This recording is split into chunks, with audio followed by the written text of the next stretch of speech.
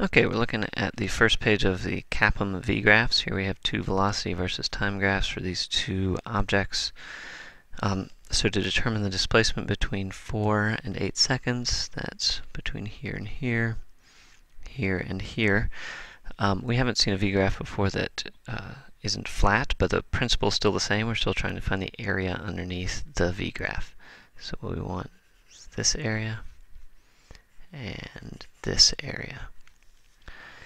So it's a trapezoid, so what we're looking for is a half times this base here, which is 8 meters per second, plus that one there, which is 4 meters per second, times this length here, which is 4 seconds. That's just the area of a trapezoid.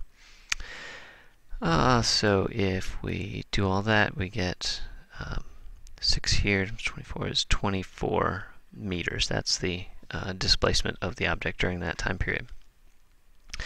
If we go over here, then we have a half times 8 meters per second there, negative 8 meters per second there, plus negative 16 meters per second there.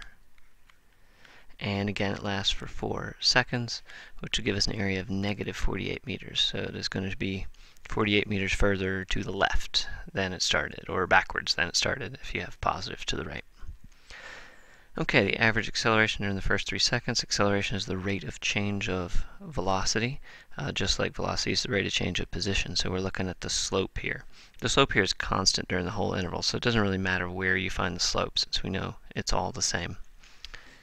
So to find that slope, it's the change in v over the change in t. So for those first 3 seconds, that's my delta v of negative 3 meters per second over the course of 3 seconds. And if you look at the units here, we have meters divided by seconds, so we have a negative 1 meter per second squared. Conceptually, it's easier to think meters per second, but it's algebraically equivalent to meters per second squared, and definitely easier to write this way.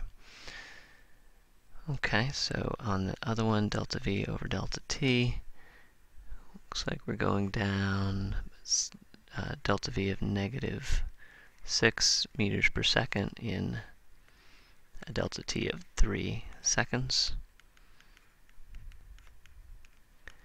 to give us negative 2 meters per second squared.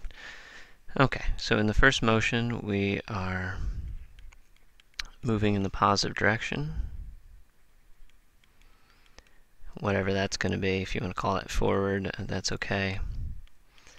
And then what's happening is our speed is decreasing in here and then slows down, but it doesn't stop. We never get to v equals 0. Over here, we start at v equals 0. So the object starts at rest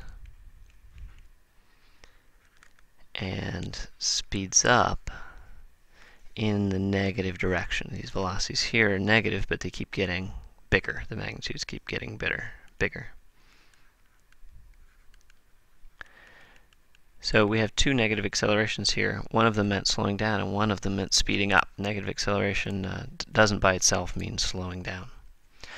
Okay, for diagramming the motion, what we have is our car or whatever here, moving to the right at 12 meters per second over some displacement, which you could calculate from the area under the graph there. Takes 8 seconds, and at the end it's going slower, so I'm going to have a VF vector that is shorter. And I need to label, let's see, the direction of positive I said was to the right. The acceleration is negative, so I'll draw an acceleration vector that points to the left, because we said positive was to the right, and we got a negative acceleration.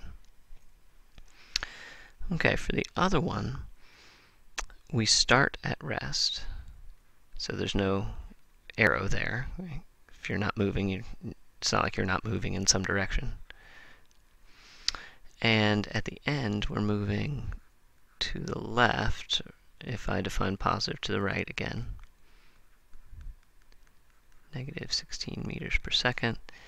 and we had a displacement during that, which is negative, and you can again calculate that area. And delta t of 8 seconds, our acceleration is negative again, but this time that's speeding us